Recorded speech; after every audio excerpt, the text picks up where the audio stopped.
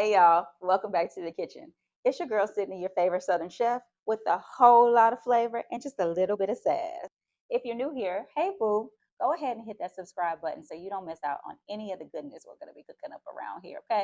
Today we're going to be making crab fried rice because sometimes I get in one of those moods where I want something that satisfies my craving for a luxurious meal, but I'm not really in the mood to cook. You know what I mean? I know y'all are going to love this recipe, and you only need one pan, which makes cleanup just as easy as putting it together. Whether you're a kitchen rookie or a pro with a seasoned spoon, I'm going to be giving you step-by-step instructions on how to make this one of your new go-tos. Your family's going to love it, I promise. So grab your apron, turn up the flavor, and let's get cooking. Because you know around here, we like to keep it simple, soulful, and always exquisite. Y'all know how we do. To a hot pan, I added about 2 to 3 tablespoons of vegetable oil. Right here you see me moving the pan back because my fire was starting to get a little bit hot and I didn't want my onions to burn as soon as I put them in the oil. Right here, this is about 1/4 to 1/2 of a diced white onion.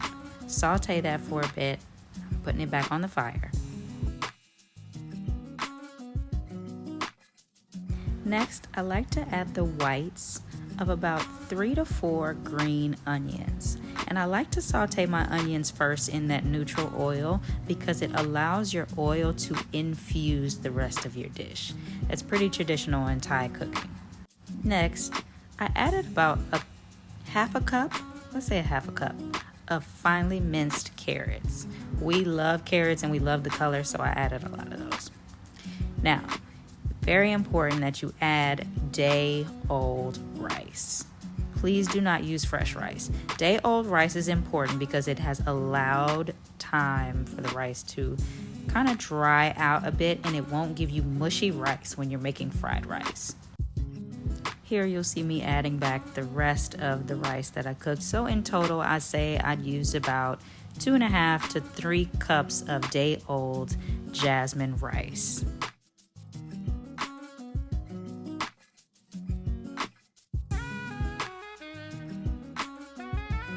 After you've added in your rice, make sure to incorporate it and give it a really good stir.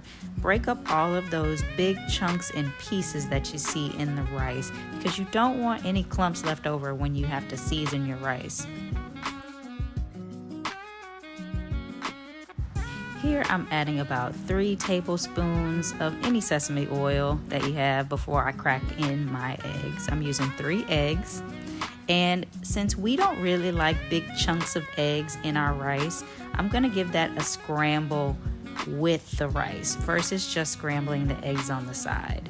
I added my ginger and my garlic, about a tablespoon of each, ginger and garlic, because I actually forgot to add that in with my aromatics, my onions at the beginning, which is fine, still going to come out the same. Next, I'm going to add in about 2 tablespoons of oyster sauce, 2 tablespoons of soy sauce, and 2 tablespoons of fish sauce. I like to add about a teaspoon of MSG in mine. You don't have to add it in yours, but that's what I like. I also added about a capful of Louisiana seafood boil, just because we like ours extra spicy. Before adding your crab meat, season to your liking. Not everybody likes their food super sweet. Not everybody likes their food super savory. Just make sure your rice is flavored the way that you and your family enjoy it. Now, I added about 1.5 cans of crab meat.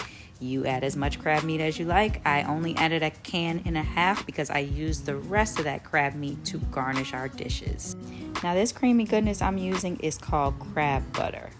I made it from the inside of a Dungeness crab in softened butter.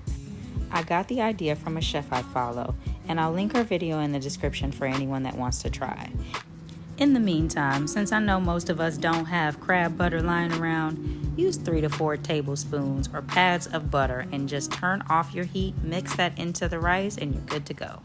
Now, y'all heard me say we like it spicy. This is optional. We love it spicy. So I added about 4 spoonfuls of this hot chili oil. Again, this is optional. We like our food spicy. I gave this a really good mix. Now remember, we turned our heat off once we were adding that butter in.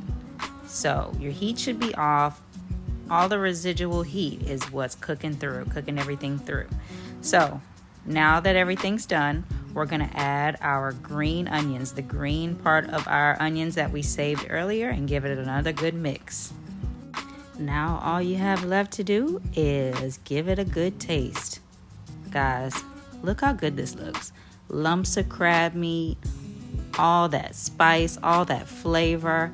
Ours was just a little bit sweet, but a lot spicy. It was so good, so good. And again, this came together in under 30 minutes. It was such an easy meal.